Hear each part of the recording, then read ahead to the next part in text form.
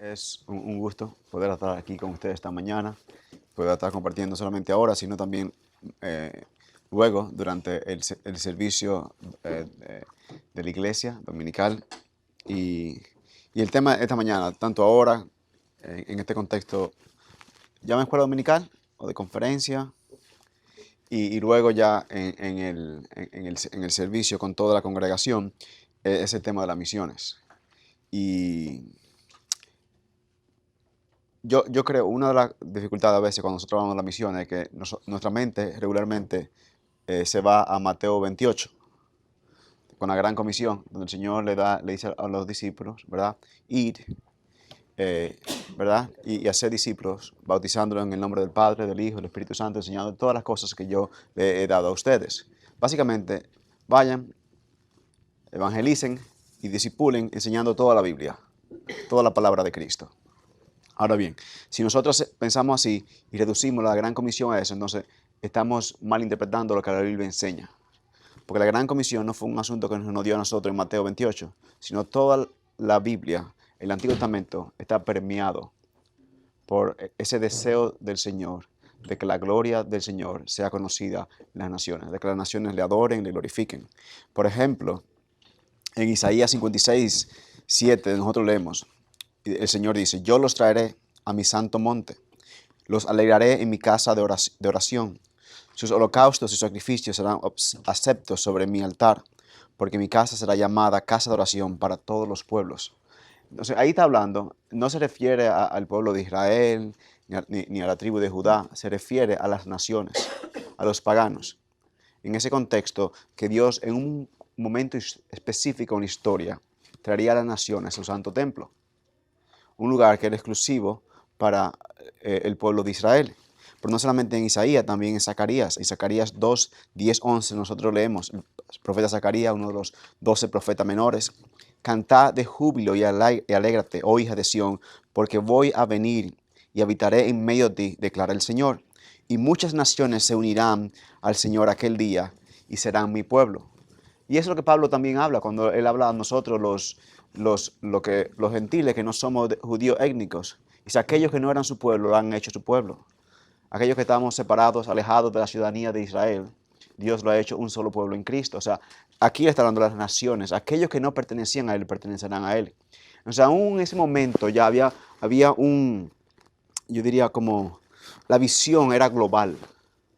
Israel estaba llamado a ser como ese vehículo a través del cual las naciones miraran a Israel y aprendieran algo sobre el Señor.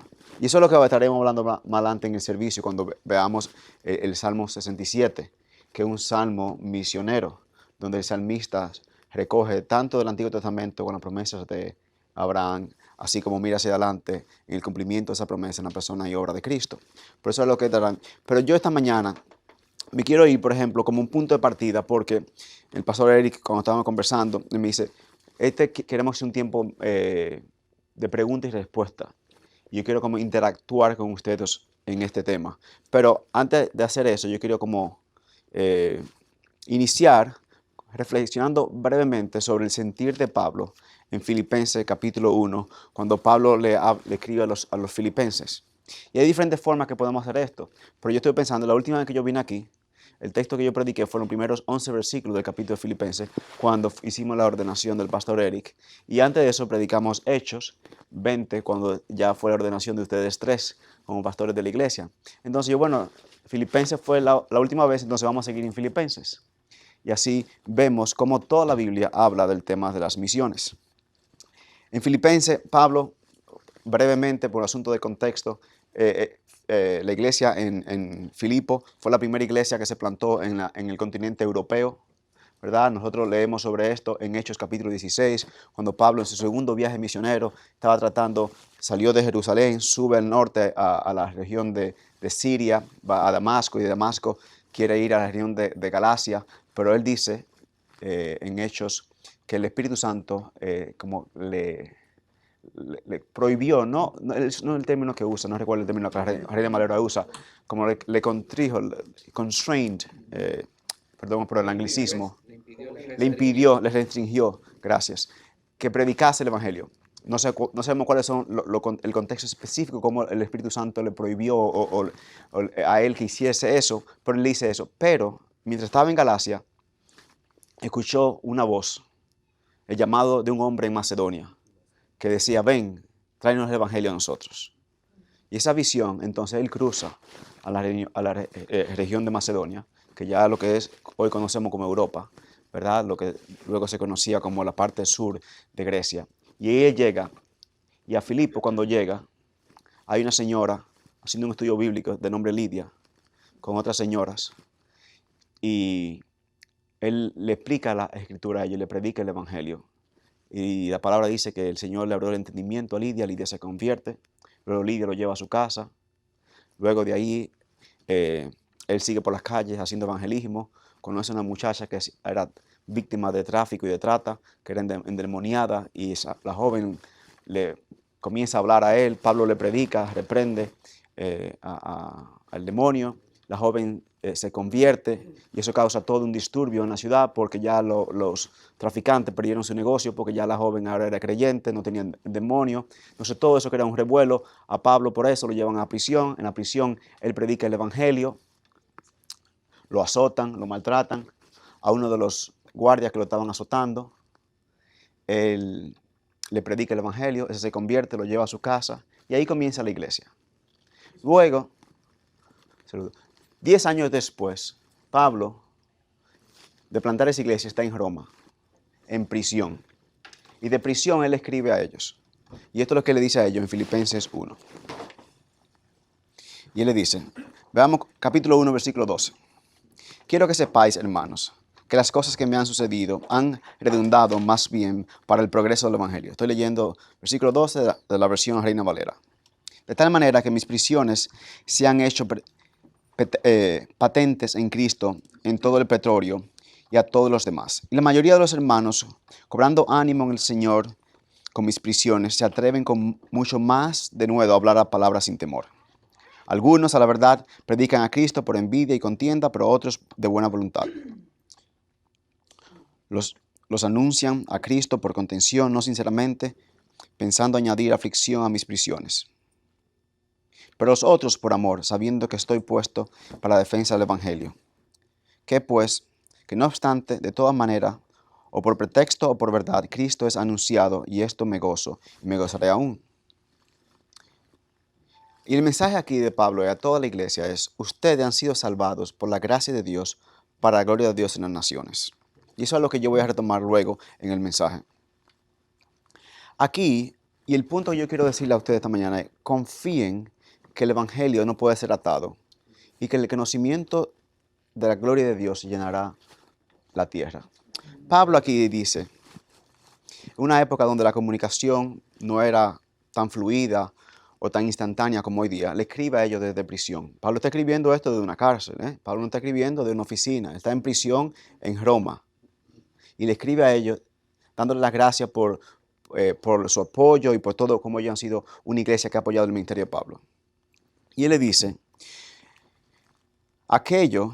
él dice de versículo 12, quiero que sepáis que todo lo que me ha sucedido, o sea, las prisiones, los maltratos, todas las vicisitudes que yo han redundado más bien para el progreso del Evangelio.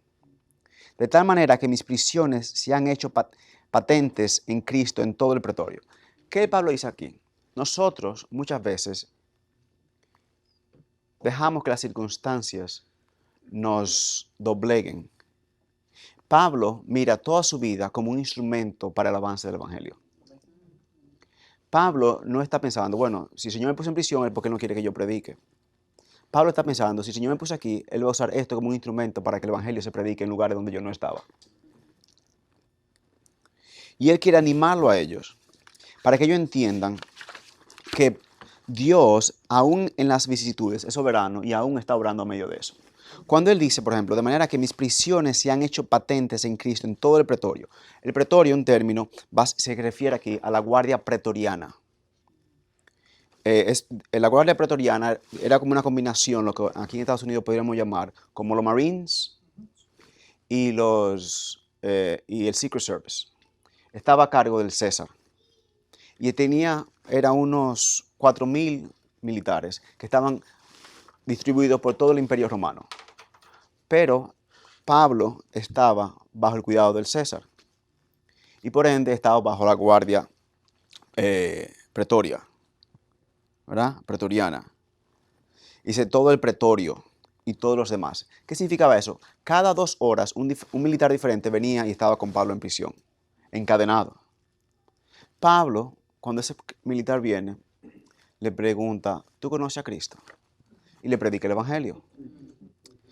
2 horas después viene otro militar, ¿tú conoces a Cristo? Y le predica el Evangelio.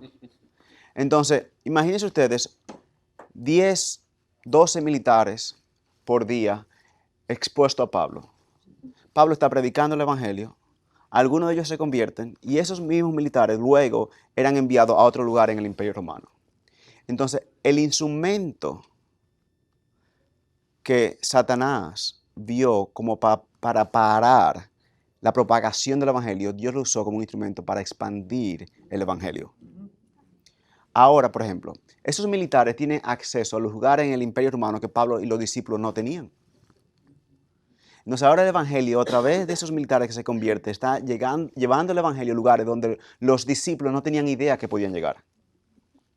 Entonces en este contexto, el problema, el sufrimiento, la vicisitud, se convirtió en el instrumento que Dios usó para lograr el avance del Evangelio. Ahora bien, aquí la clave es que Pablo está consciente de eso.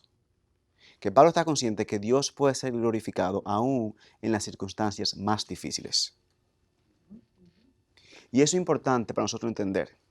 Porque uno de los problemas nosotros hoy día como iglesia es que nosotros divorciamos lo que Dios nos ha dado, las circunstancias donde Él nos ha colocado, de la obra del Evangelio. Y nosotros a veces creamos como una división en nuestra vida cristiana y después todo lo otro. Y Pablo no lo veía así. Pablo aún su prisión lo veía como parte de su ministerio. Dice, yo estando en prisión voy a predicar el Evangelio. Fuera de prisión voy a predicar el Evangelio. Y él confía en el Señor de que el Señor dé fruto a través de la predicación.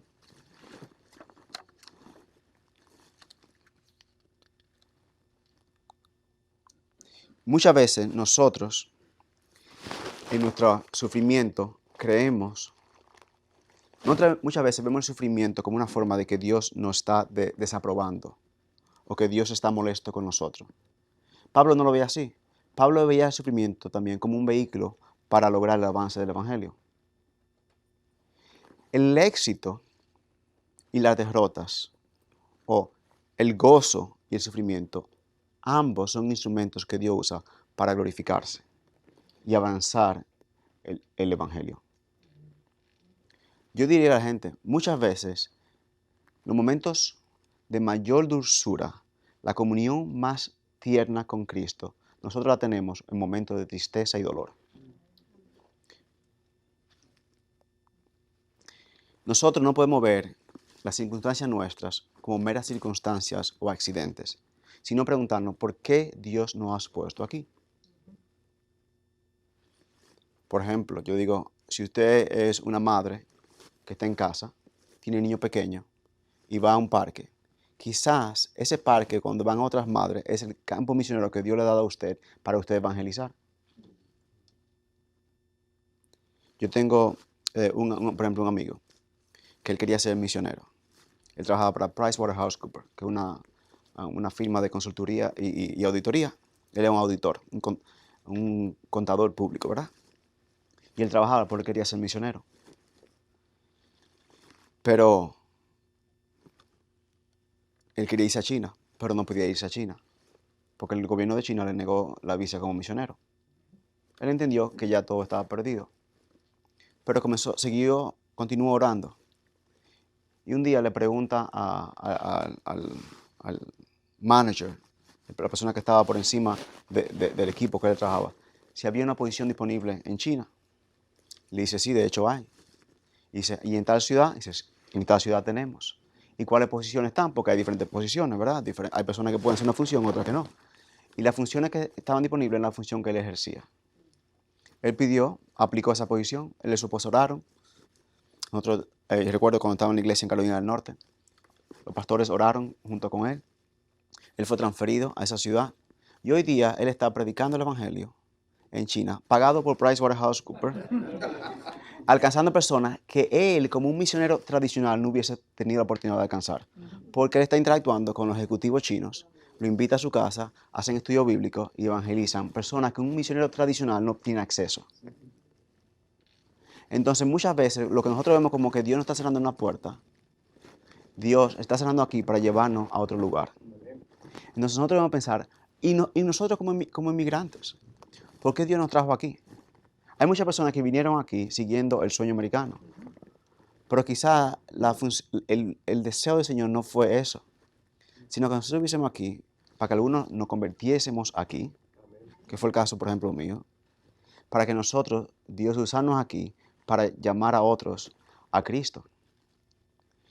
Yo digo que el futuro misionero de la iglesia, gran parte es el pueblo hispanoparlante, latinoamericano. Yo, por ejemplo, antes de venir aquí a la iglesia, yo trabajé con la International Mission Board. Yo serví allá como vicepresidente en la ciudad de Richmond, que moviliza a todos los misioneros de la Convención Bautista. Son 40,000 iglesias y hay 3,800 misioneros hoy día sirviendo en el campo. Una de las dificultades que nosotros teníamos era enviar personas al Medio Oriente. Porque imagínense usted es una persona 6'2", rubio, ojos azules, del estado de Georgia. Lo enviamos a un país del Medio Oriente. La primera asociación que la persona tiene es invasión militar, por diferentes contextos históricos. Pero, por ejemplo, el hermano aquí, usted va a un país del Medio Oriente y cree que de allá. Y no solamente eso, nosotros hemos aprendido otro idioma y una cultura. Y eso es lo que hacen los misioneros, aprender una cultura diferente, aprender un idioma diferente para poder contextualizar el evangelio en esa cultura.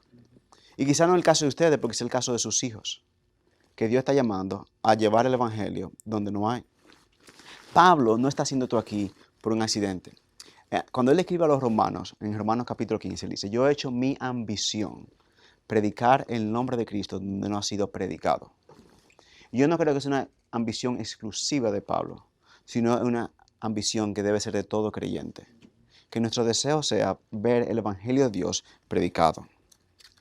Y aquí nosotros vemos a Pablo, como él dice, y algo que nosotros como iglesia debemos pedirle a Dios que nos dé oportunidades y valentía para predicar el evangelio. Uno pudiese pensar que el encarcelamiento de Pablo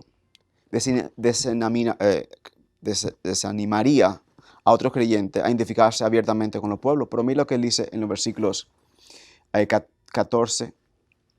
Dice, y la mayoría de los hermanos, cobrando ánimo en el Señor con mis prisiones, se atreven mucho más a hablar sin temor. O sea, Pablo dice, ellos, viendo mi testimonio de que aún en mi prisión Dios está usando eso, ahora ellos tienen ánimo y predican sin temor. Dice, cobrando ánimo en el Señor, confianza en el Señor. Ahora hablan sin temor, haciendo una relación entre confianza en el Señor y la valentía para hablar la palabra de Dios.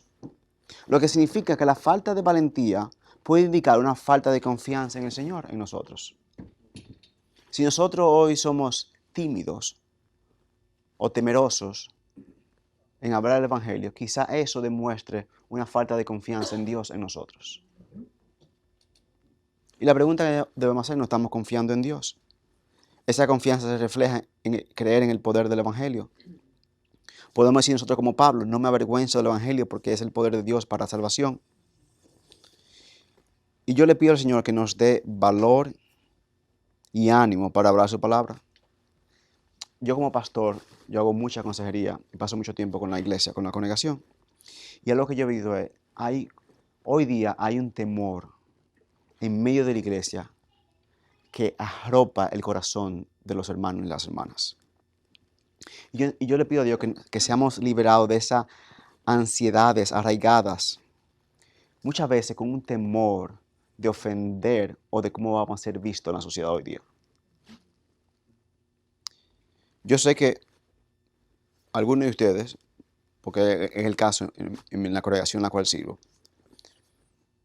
por una razón u otra, por antecedentes familiares o experiencias pasadas, estamos aterrorizados de hacer cualquier cosa que pueda traerle a usted una palabra negativa. Así que toda la vida está calculada para evitar ofender a alguien, lo que nos vuelve a nosotros extremadamente débiles para la causa del Evangelio. Nosotros tenemos tanto miedo de cómo vamos a ser percibidos en la sociedad que calculamos cada movimiento y cada palabra que decimos. Lo que nos rinde a nosotros, como en lo que yo diría en inglés, useless para la causa de Cristo. Una iglesia que tiene temor en predicar el Evangelio es una iglesia que ha sido anulada. Y muchas veces nosotros, con los cambios sociales que vemos, muchas veces aún los que tienen padres por ofender a los hijos, porque los hijos no piensan como uno piensa, cómo vamos a ser percibidos en la oficina, todo ese tipo de cosas, nos amordazamos a nosotros mismos. Y perdemos cualquier confianza en el poder del Evangelio. Muchas veces, nosotros crecimos en un lugar donde habían grandes críticas. Y el deseo nuestro es ser percibido, recibir halagos. Y si ese es el temor nuestro y esa es la mentalidad nuestra, nosotros vamos a predicar el Evangelio. Porque el Evangelio muchas veces, la mayoría de veces, no va a traer halagos, sino críticas. Y hay personas que dicen, bueno, yo estoy dispuesto a caer preso por el Evangelio. Pero en ese caer preso hay algo heroico. Yo caí preso, se siente uno como un héroe. Pero ser criticado o ser visto como mente cerrada, como homofóbico o cualquier tipo de fobia, eso es lo que nos terroriza. Preferimos caer preso y no que nos tachen con una etiqueta o label, como se dice en inglés. Pero nosotros como iglesia, nosotros no podemos tener temor. Porque un temor en nosotros en predicar el Evangelio muestra una falta de confianza en el Señor. Eso no significa que seamos no amables o que seamos ofensivos en la forma que hablamos. No, el Evangelio en sí mismo es ofensivo. Nosotros no estamos llamados a ser ofensivos.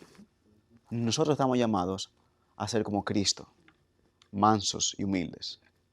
Ahora bien, eso no nos puede a nosotros llevar al punto donde nosotros nos callemos y no predicamos el Evangelio. Decía, por ejemplo, un comediante australiano, si usted de verdad cree en el Evangelio y usted cree que el Evangelio es el poder de Dios para salvación, que la única esperanza que hay en el mundo es escuchar y creer en el Evangelio, y usted no me lo dice, usted me debe odiar. Porque si usted no me lo dice, usted quiere que yo vaya al infierno entonces. Es un no creyente siguiendo la lógica del Evangelio. Entonces nosotros debemos pedirle a Dios que nos dé valentía como iglesia. Y otra cosa, y es nosotros debemos orar por los no creyentes. Una oración que Pablo hace luego en Filipenses, y él pide a la iglesia que oren por él para que Dios abra puertas para el Evangelio. Por ejemplo, si tenemos vecinos, oremos por ellos. Pidámosle al Señor que nos dé oportunidades para compartir el Evangelio con los vecinos. Seamos intencionales en la hospitalidad. Abrir las puertas a los vecinos. Hay un miembro de mi iglesia, un señor, que un día yo lo vi turbado, temprano en la mañana. Y yo le pregunté, hermano, ¿qué le ocurre? Dice, no, tuve una situación muy difícil hoy día. Y yo, ¿qué le ocurrió a usted? Y él me dice, bueno, mire, usted sabe, eso fue hace el año pasado, creo que mes de junio, julio, se celebra en Estados Unidos el mes orgullo, ¿verdad? Fue en junio, julio, uno de esos meses, no recuerdo exactamente. Y dice, sí, yo he visto esa noticia. ¿Y qué pasa? Dice, bueno, que dos vecinos frente a mi casa, en el vecindario, pusieron una bandera del orgullo gay. Y yo me ofendí por eso. Entonces yo fui a mi computadora, busqué todos los versículos en la Biblia que hablaban de la homosexualidad, especialmente en Levítico, y yo me inventé con Dios. Y lo imprimí y se lo puse frente a la casa. Y yo, ¿usted hizo eso? Y yo, sí. Y no sé, y yo, ok. Y esta mañana, cuando yo salí a caminar el perro tempranito, a las 7:30 de la mañana, encontré el frente de mi casa lleno de banderitas gays. Y yo, ¿y cómo se enteraron que fue usted? Dice, no sé, quizá por la cámara. Y yo le pregunté a él, ¿y usted ha pensado alguna vez en invitarlo a su casa, a una cena, para que usted y su esposa puedan conocerlo y testimoniarle del amor de Dios en Cristo? Y me miró como que yo era un extraterrestre. Nosotros, por ejemplo, debemos entender, muchas veces la misión nosotros la vemos, la reducimos a, paso por aquí, le predico el evangelio y sigo.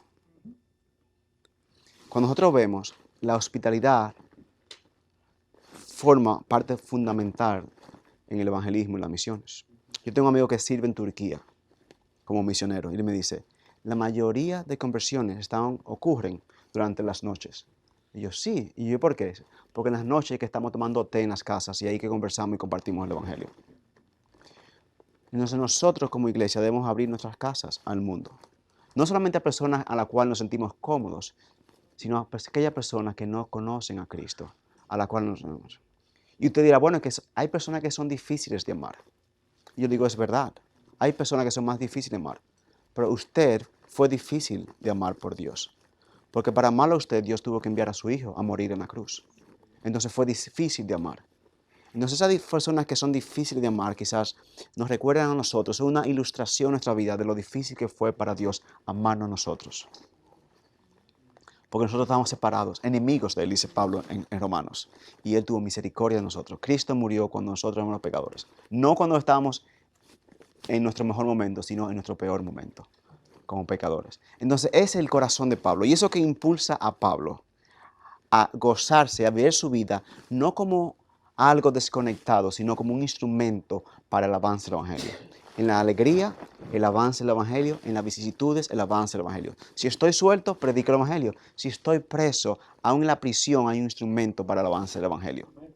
Y el punto es confiar en el poder de Dios. Confiar en el poder de Dios para el avance del Evangelio. Quizás la carrera que usted tiene fue un instrumento que Dios le dio a usted para avanzar el Evangelio. Lo triste muchas veces es que nosotros interactuamos 8 horas al día con cientos de no creyentes y ellos no tienen idea que nosotros somos creyentes. Es triste. Entonces yo le digo eso, ¿por qué yo comienzo aquí? Porque si nosotros no tenemos una pasión por las almas en el contexto en el cual vivimos, no vamos a tener una pasión por las almas en personas que nunca hemos visto. Si no tenemos un deseo de ver el Evangelio avanzando en la ciudad de Tampa, no vamos a tener un deseo de ver el Evangelio avanzando en una ciudad en China o en el sur de África. Esa es la realidad. Entonces, ver cómo Dios nos está llamando a nosotros a ser fieles. Que las misiones no es algo reducido para un grupo de personas, sino para todo creyente. Alguien me decía, bueno, si una persona tiene un amor por las almas y una pasión por ver los no creyentes convertidos a Cristo, debe ser un misionero. Y yo no, debe ser un cristiano. Porque eso es lo que vemos en la iglesia, aquí. Pablo está escribiendo a la iglesia. Él no le escribe aquí ni a los pastores ni a los líderes de la iglesia. Él escribe a la congregación en sentido general. Porque esa congregación es el cuerpo de Cristo. Y es el cuerpo de Cristo que va a dar testimonio de la gracia y misericordia de Dios en Cristo Jesús. Yo voy a parar aquí, Eric. Eh, y entonces, para tener un tiempo, y yo puedo seguir conversando, pero quiero tener preguntas que hayan surgido hasta este punto y hacerlo lo más interactivo posible. La prédica va a llegar a un momento, ya tendrá. Entonces aquí yo no quiero que sea un monólogo, sino interacciones. Sí, solo para poner en contexto, como ustedes saben, por la gracia de Dios, hemos podido tener algunas conferencias sobre evangelismo. Muchos de ustedes han participado en ellas. Y pronto queremos tener algunas conferencias sobre misión. Tenemos muchos hermanos en la iglesia que aman las misiones. Tenemos 2 veces al mes un tiempo en la iglesia, se llama el Minuto Misionero, donde ponemos diferentes situaciones en diferentes lugares por las que estamos hablando. Y a la luz del libro de evangelismo, hemos visto la necesidad que tenemos cada uno como creyente de predicar el evangelio. Por la gracia de Dios, Edgar puede estar con nosotros hoy y ustedes han escuchado la conferencia. Así que en ese contexto, ¿no? En esto que hemos ido compartiendo, en lo que ya hemos visto en el libro Evangelismo, tal vez después de las clases todavía a ustedes les queda alguna duda, y también de lo que Edgar compartió hoy, si quieren hacer una pregunta, por favor, vayamos levantando la mano y Edgar le les va indicando que hagan su pregunta. Yo tengo Claro.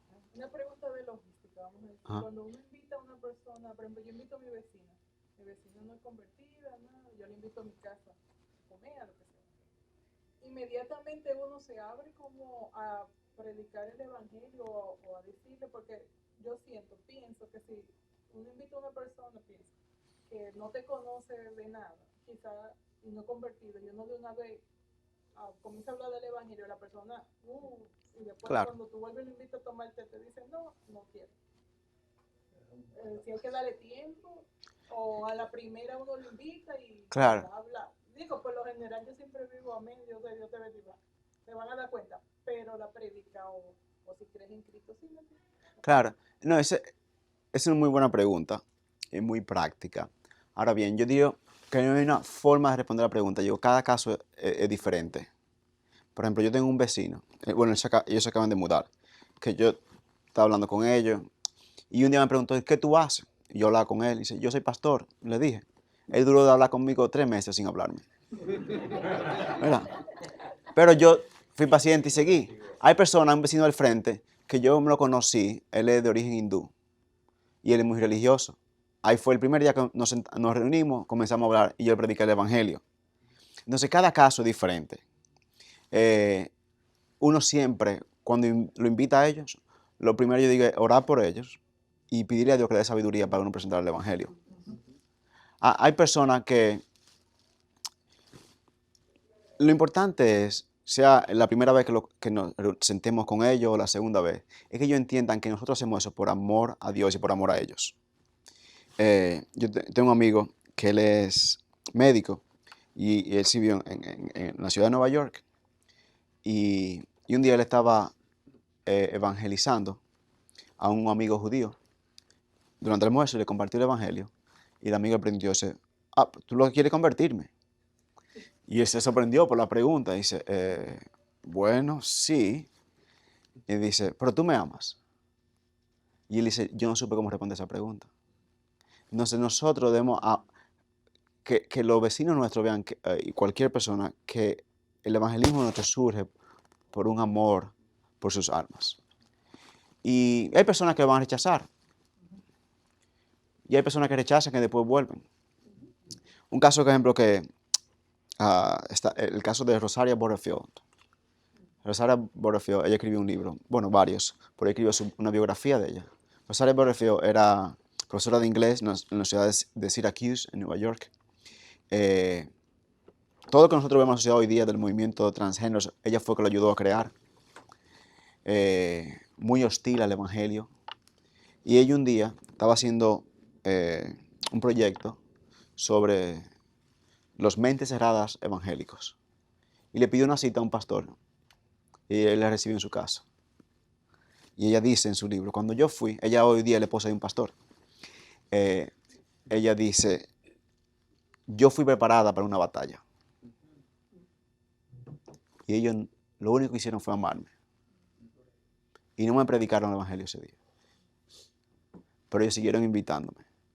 Pero yo viendo el testimonio de ellos, que ellos eran totalmente lo contrario de lo que yo creía que ellos eran.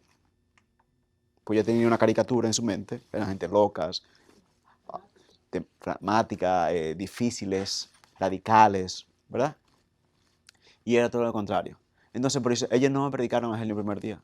Ellos me amaron, me preguntaron sobre mí, se interesaron en mí y me respondieron a la pregunta que yo fui allá a preguntarle a ellos. Y me invitaron de nuevo.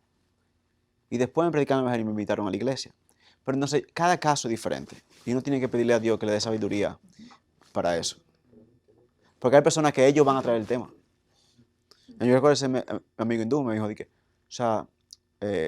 si usted cree en Cristo, y yo sí. Yo le digo, ¿usted cree en Cristo? Y me dice, sí, yo creo en Cristo. Pero si yo hubiese dejado la conversación ahí, hubiese sido un problema. Porque yo le digo, ¿y usted me puede decir cómo usted cree en Cristo? Y dice, sí, yo creo en Cristo, yo tengo a Cristo aquí, yo tengo este Dios y este Dios.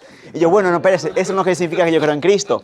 Es totalmente contrario. Cuando yo creo en Cristo, Señor, Él es el único Señor. Entonces, Él tenía a Cristo como en un panteón de dioses que Él tenía. Entonces, pero cada caso es diferente. Señora.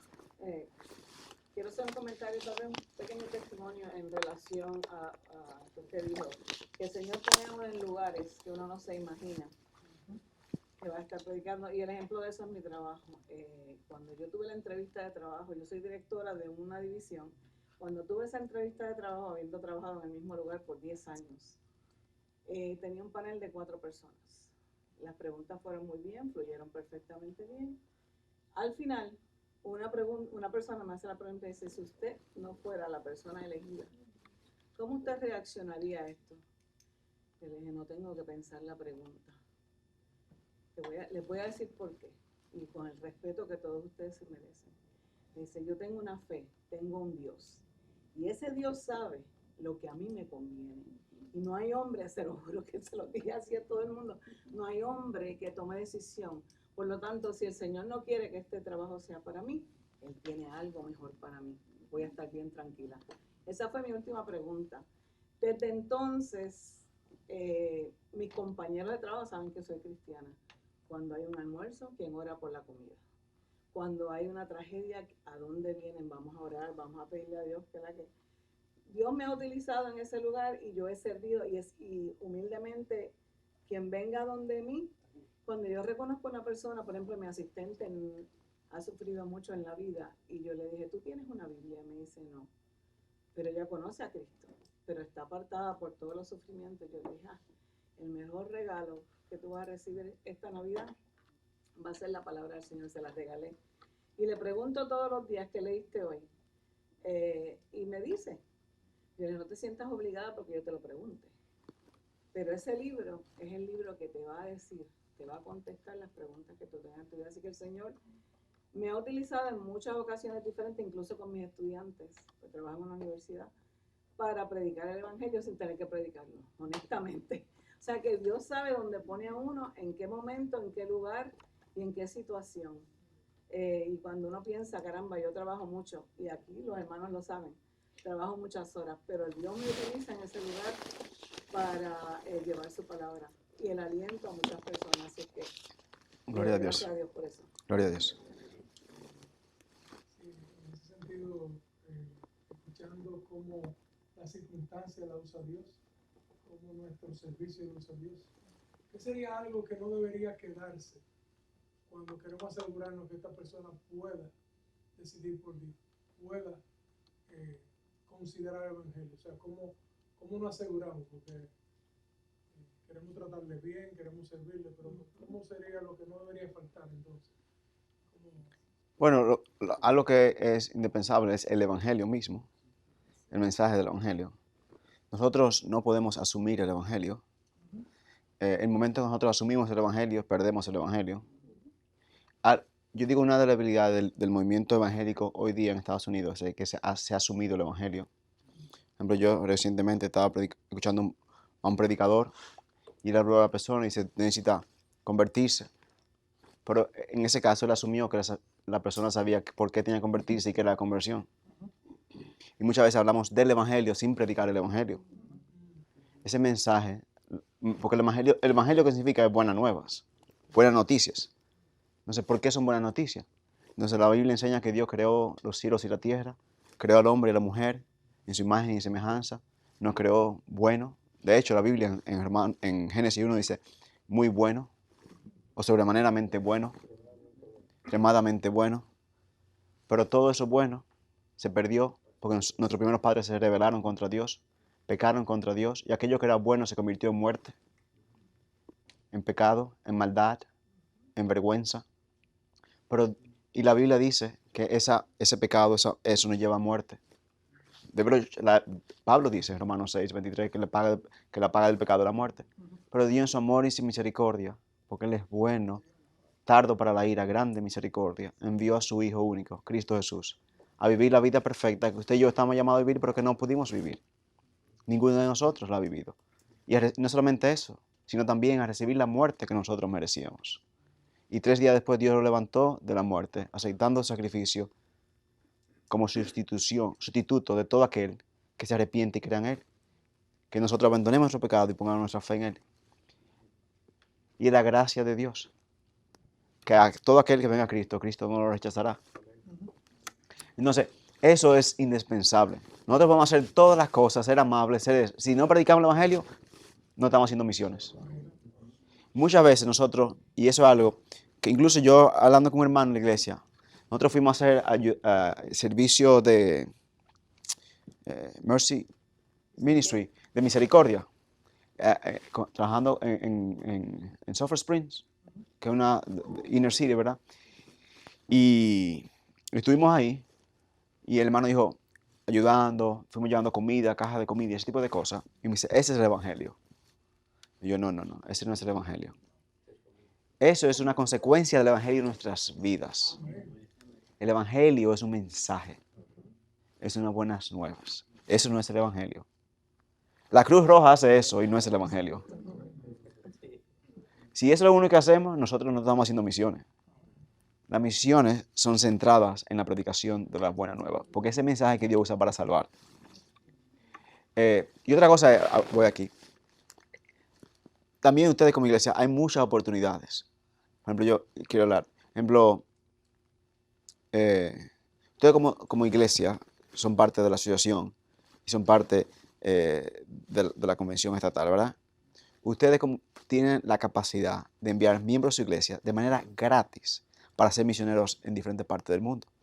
Por ejemplo, yo estaba trabajando en los últimos año y medio, 2 años, con una pareja de mi iglesia. Él trabaja para el condado de Pasco. Él acaba de anunciar el viernes al board, a la junta directiva del condado de Pasco, que él va a renunciar en 2 meses. Porque él aplicó como misionero en Albania, en la ciudad de Tirana, que es la capital de Albania, y él y su esposa se van como misioneros. Y ellos no tienen que recaudar un centavo. El seguro médico es pago, el salario lo tienen, todo. Y se van como misioneros. Entonces, también el caso de una señorita que se va ahora por 2 años, ella tiene 24 años, y se va ahora a trabajar en Turquía por 2 años. Y todo eso está cubierto. Entonces, hoy día, una de las cosas que yo veo, le voy a decir, la Junta Internacional de Misiones tiene más fondos hoy que misioneros disponibles para enviar. Una pregunta en ese sentido. Voy aquí primero y después regreso aquí, Pastor Eric. Mi pregunta tiene que ver con Dios abre la puerta, responde a nuestra oración, presentamos el Evangelio y cómo es la mejor forma de hacer el seguimiento. A veces el Evangelio es recibido como mensaje, pero ¿cómo nosotros podemos seguir haciendo seguimiento al resultado de ese mensaje? O sea, ¿fue recibido, fue solamente escuchado? Claro. ¿Cómo puedo seguir como dándole a ese corazón, buscando como evidencias visibles? A veces nos pasa con nuestros familiares, quizás seguimos repitiendo como el mismo mensaje, o ya que el mensaje ha sido predicado, buscamos entender si el mensaje ha sido comprendido. ¿Cómo llegamos a ese punto? Claro. Ustedes leyeron el libro de Max Tao, el rojo pequeñito, Evangelismo. ¿Verdad que sí? En ese libro, Max Tao define el evangelismo como la presentación del evangelio, ¿verdad? Con la intención de convencimiento. Es una traducción que yo hice ahí más o menos. Él dice como aim at persuading. Persuadir, con la intención de persuadir. Ahora bien, el evangelismo no es presentar el evangelio como un mero dato, siempre con la intención de persuadir. Entonces, yo entiendo que nosotros debemos invitar a la persona. La Biblia llama, de hecho dice, Dios manda a todos los hombres y a todas mujeres en todo lugar que se arrepientan y crean. Entonces, Pedro, cuando está predicando en el libro de Hechos, dice, él llama, arrepentíos y crees. Entonces, nosotros llamamos a la gente a creer en el Evangelio. Y le decimos, pon tu confianza en Cristo. Reconoce que tú eres un pecador, que tú has pecado contra Dios, pero Dios ha enviado a su Hijo en lugar tuyo. Cree en Él. Y le invitamos a creer. Y cuando la persona dice, recibe a Cristo, que cree en Cristo, nosotros asumimos eso y entonces vemos luego los frutos que confirmen esa profesión de fe. Porque nosotros, la gran comisión es un llamado a ser discípulos, no a ser convertidos. ¿Se entiende eso? No es como que el evangelio, perfecto, yo me arrepiento y creo, ok, bien, buena suerte. No. Quizás esa persona, la responsabilidad de uno ahora es enseñarle a obedecer todo lo que la Biblia es. Pero ese discipulado se da en el contexto de la iglesia local. Entonces, cuando nosotros evangelizamos a alguien, esa persona cree, también tenemos la responsabilidad de tratar de conectar a esa persona con una iglesia local, donde pueda crecer. Y los frutos se van a ver en el contexto de la iglesia local. Es difícil verlo. Yo te ahí mismo, ¿verdad? Toma tiempo. Y ya el proceso. Voy aquí primero y después aquí. Quedan 3 minutos. La pregunta- Pablo, si Ok. va a ser breve, yo voy a hacer una última y terminamos con esa. Lo siento, porque esas son las 12. La pregunta tiene que ver con algo que usted tocó anteriormente sobre siempre vamos a tener, puede ser que haya algún diferentes tipos de oposición a la hora de predicar el evangelio. Yo no me voy a referir a las oposiciones que a veces son hasta violentas, hablando de oposiciones que son básicamente argumentos que las personas tienen con respecto a mal entendimiento de lo que es cristianismo, Claro. a una idea completamente errónea de lo que es la relación con Cristo. Y bueno, hacen preguntas desde un punto de vista que nosotros tenemos que tratar de contestar yo estoy haciendo la pregunta porque lo que estoy entendiendo es que muchos libros que he leído dicen no es que no argumentes contra la persona, sino argumentes contra el argumento que tiene la persona. Entonces lo que quería es traer un poco de claridad cómo nosotros podríamos enfrentar argumentos sobre, bueno, y si Dios es bueno, ¿por qué hace esto? Y si Dios es esto, ¿por qué hay sufrimiento? Y esas preguntas que son comunes, muchas bastante. Claro. ¿Cómo nosotros podríamos...? Y hay preguntas que son legítimas. Pablo, por ejemplo, en Pedro, en 1 Pedro 3:15, habla de que dar razón por la fe que hay en nosotros, ¿verdad? Ahí está. Entonces, nosotros no podemos esperar tener respuesta a todas las preguntas que puedan venir. Y si no la tenemos, a veces buscarla. Pero entender que aún en la medida que respondemos la pregunta, tenemos que predicar el evangelio. Porque lo que va a convencer a la persona no es responder una curiosidad, sino es creer el evangelio. Por ejemplo, yo recuerdo, hace unos años yo viví en la ciudad de Washington. Yo tenía un amigo que yo me reunía con él. Y yo le predicaba el evangelio. Y nos reuníamos para leer la Biblia. Cada semana él traía una pregunta o una objeción al evangelio. Al punto que yo creía que él estaba buscando en Google objeciones contra la Biblia. Sí, eso pasa. Mira, que hay contradicción aquí, buscaba. Que hay contradicción aquí. Cosas que él nunca había leído, habían contradicciones. Pero yo me di cuenta que las objeciones y los argumentos era básicamente una forma de excusar un asunto moral. Mire qué sucede. Muchas de las objeciones, muchas veces, la mayoría de las objeciones no son intelectuales, sino morales. En el caso de él vivía con su novia. Y él sabía que la Biblia decía que eso era un pecado. Entonces, si él decía, la Biblia es verdad y Cristo es Señor, yo tengo que dejar mi pecado. Pero él amaba más el pecado que a Cristo. Entonces, como amaba más el pecado, no había forma posible en su mente que él pudiera decir, es verdad. Porque si digo es verdad, tengo que rendirme a eso. Pero yo amo tanto mi pecado que yo prefiero rechazar eso. Entonces, pero eso estaba disfrazado. Yo me di cuenta mucho después, estaba disfrazado de muchas objeciones intelectuales. Pero al final no era intelectual, era del corazón. Entonces, por eso va a aplicar el evangelio. Él se fue, tenía una pregunta. Se la dije. ¿Puede hacer una pregunta? Claro. Una sola pregunta. En el caso de los... Dos, vamos, la señorita. Perdón. Ajá, dígame. No, perdón, usted y después la señora. Dije. Sí, haga la pregunta usted. En el libro de los Hechos se explica de que Felipe fue transportado a predicarle al eunuco. Sí. ¿Verdad? Candense. Ajá. Y pero él simplemente le enseñó lo que dice el libro de Isaías, el profeta Isaías. Lo bautizó y se fue. ¿Qué pasa cuando alguien nos pregunta o cuando nosotros le evangelizamos a alguien, le hablamos del evangelio y todo, oramos por la persona y no la volvemos a ver? Claro. Bueno, en ese caso, ¿verdad? Eso en el caso de Felipe y el eunuco que viene de África, ¿verdad? No se da como un patrón que debemos seguir en nuestro evangelismo y discipulado. Se da como una excepción de cómo el evangelio llega a lugares profundos. Y cómo Dios usa la palabra. Porque él estaba leyendo el rollo, porque no tenía el códex, ¿verdad? No era una Biblia así. El rollo del libro de Isaías. Y él lo leía y no lo entendía. El punto también aquí es que hay personas que leen la Biblia y no la entienden. Nosotros venimos y explicarle el evangelio. Entonces, es un caso muy único que no se ve como un patrón a seguir, de como, bueno, te va a encontrar. Yo diría a usted, es como el bautismo. El bautismo se da en el contexto de la iglesia. Dice, bueno, por aquí pasó. Bueno, si el Espíritu Santo te lleva a un desierto y te encuentras en un eunuco, predica el Evangelio, ahí es otra cosa. Pero eso se da como algo muy único en el contexto de hecho. Y eso se da en el hecho entre el Evangelio llegando a los samaritanos y el Evangelio llegando a los gentiles en Hechos 10 con Cornelio. Entonces se da en ese contexto de cómo el Evangelio está permeando, llegando a las naciones, propagándose. Pastor, perdão, meu espanhol não é muito. Está bien.